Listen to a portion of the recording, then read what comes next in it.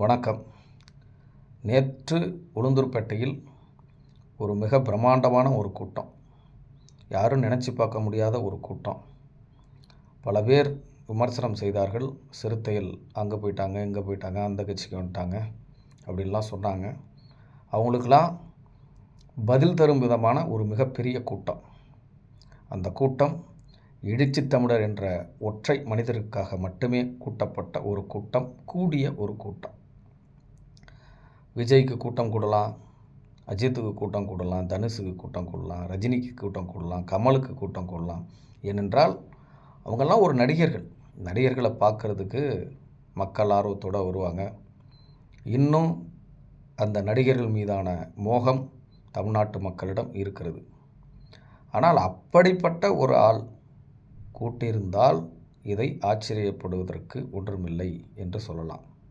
ஆனால் எந்த ஒரு பின்புலமும் இல்லாமல், யாருடைய தயவும் இல்லாமல், தன்னந்தனியாக 35 ஆண்டு காலமாக இந்த மக்களுக்காக தன்னுடைய வாழ்க்கையை தியாகம் செய்து உழைத்து, தூக்கம் இல்லாமல், திருமணம் செய்து கொள்ளாமல், இளமையை தொலைத்து, இந்த 30 வருஷமாக அவர் உழைச்ச உழைப்புக்கான ஒரு மதிப்பீடு தான் நேற்று கூடிய கூட்டம்.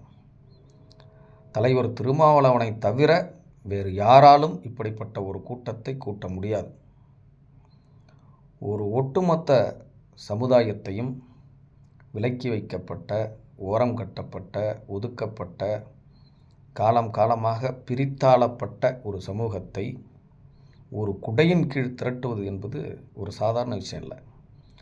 சாப்பாட்டுக்கே வழி இல்லாமல் அவன் உழைத்து கொண்டிருக்கிற ஒருவனை, மூட்டை தூக்கி கொண்டிருப்பவனை, கல்லுடைத்து கொண்டிருப்பவனை, இப்படிப்பட்ட தொழில்களையெல்லாம் செய்து கொண்டிருக்கிற இந்த மக்களை அரசியல்படுத்தி ஒரு குடையின் கீழ் ஒருங்கிணைத்த ஒரு பேராற்றல் எழுச்சி தமிழர் திருமாவளவன் அவர்கள். அவர் ஒரு பேரதிசயம். இன்றைக்கு இருக்கிற காலகட்டத்தில் இப்படிப்பட்ட ஒரு பின்புலத்தில் இருந்து வந்து இன்றைக்கு தமிழகத்தில் தவிர்க்க முடியாத ஒரு தலைவராக உருவாகியிருக்கிறார் திருமாவளவன் அவர்கள். நடிகருக்கு கூட அப்படி பேனர் வைக்கலைங்க. நடிகருடைய பெயரை கூட யாரும் அப்படி எழுதவில்லை. தமிழகத்தின் ஒவ்வொரு சுவரிலும் திருமாவின் பெயர் இருக்கிறது. திருமா அவர்களுக்காக எழுதப்பட்ட, வரையப்பட்ட ஓவியங்கள் தமிழகம் முழுவதும் ஆச்சரியப்பட வைக்குது. மாற்று சமுதாயத்தில் இருக்கிறவர்களெல்லாம் பார்த்து ஆச்சரியப்படுகிறார்கள். எப்படி ஒரு தலைவரை நீங்கள் இப்படி நேசிக்கிறீர்கள் என்று. ஒரு மிகப்பெரிய ஒரு அரசியல் சக்தியாக திரட்டிய தலைவர் இன்றைக்கு அவர் ஒரு மிகப்பெரிய மன உளைச்சலுக்கு தள்ளாக்கப்பட்டிருக்கிறார். நான் நேற்று அந்த மாநாட்டில் நம்ம தொண்டர்கள் நடந்துகிட்ட விதம், தலைவர் அவர்கள் ஒரு சோர்வான நிலைக்கு போய்விட்டார் நேற்றே. இதையெல்லாம் நம்ம தவிர்த்துக்கணும். தலைவருடைய பாதுகாப்பு மிக முக்கியம். நம்ம தலைவர் பாதுகாக்கப்பட்டால் தான் நம்முடைய அரசியல் வாழ்வு பாதுகாக்கப்படும். அவர் ஒரு மிகப்பெரிய பொக்கிஷம்.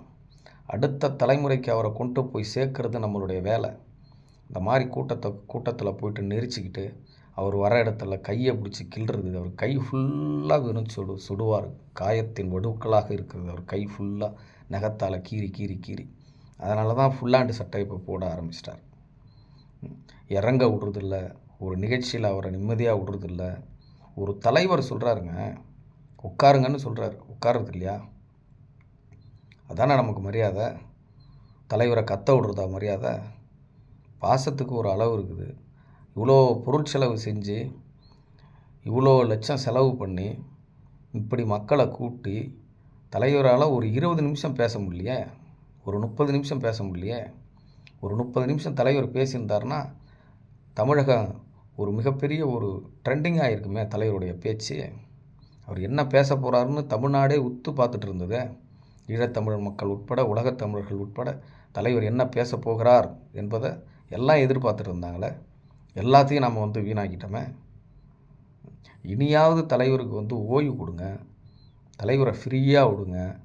தலைவரால் அப்போ தான் ப்ராடாக சிந்திக்க முடியும். அவரை போட்டு நெருக்கடி கொடுக்காதீங்க. இதுவே ஒரு பாடமாக இருக்கட்டும். இனி விடுதலை சிறுத்தைகள் 2ஆம் கட்ட தலைவர்கள் குறிப்பாக நீங்கள் மேடை ஏறணும்னு நினைக்காதீங்க. நீங்கள் தலைவர் கூட போய் நிற்கணும்னு நினைக்காதீங்க. உங்கள் முகத்தை வந்து காட்டணும் அப்படின்னு நினைக்காதீங்க. அதெல்லாம் வந்து தவிர்த்து கொள்ள வேண்டிய ஒன்று. தொண்டர்கள் தொண்டராக தான் இருக்கான். தொண்டர்கள் மேடைக்கு முன்னாடி தான் நிற்கிறான். இந்த 2ஆம் கட்ட தலைவர்கள் தான் நேற்று நடந்த இந்த கொலாப்ஸுக்கு முழு காரணமே. 200 பேர் 300 பேருக்கா மேடையில் வந்து சேர் போடுவாங்க? இதா ஒரு அரேஞ்ச்மெண்ட்டு? இதுக்காக நீங்கள் வந்து மாதக்கணக்கில் அங்கே போயிட்டு நான் மாநாட்டு திடலுக்கு வந்துட்டேன், இங்கே தான் உட்காந்துருக்கேன், இங்கே ஏறுறேன் இறங்குறேன். இந்த மாநாடு ஆரம்பிக்கும் போது பந்தகால் நட்டதில் ஆரம்பித்த பிரச்சனை. அதில் போய் பூஜையை போட்டு மிகப்பெரிய நெருக்கடியை தலைவருக்கு உருவாக்குனீங்க. நேற்று மாநாடு முடிகிறப்ப இந்த மாதிரி தலைவரே கொல்ல பார்த்துருக்கீங்க. கல்யாணத்துக்கு கூப்பிடுறது, காது குத்திக்கு கூப்பிடுறது, கருமாதிக்கு கூப்பிடுறது. தயவு செஞ்சு தலைவரை வந்து தலைவராக பாருங்கள். இது வந்து நல்லது கிடையாது.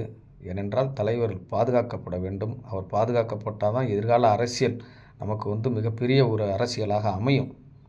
எனவே சிறுத்தைகள் தயவு செய்து தங்களை வந்து திருத்தி கொள்ள வேண்டும் என்பது தான் ஒரு சிறுத்தையாக நான் உங்களை கேட்டுக்கிறேன்.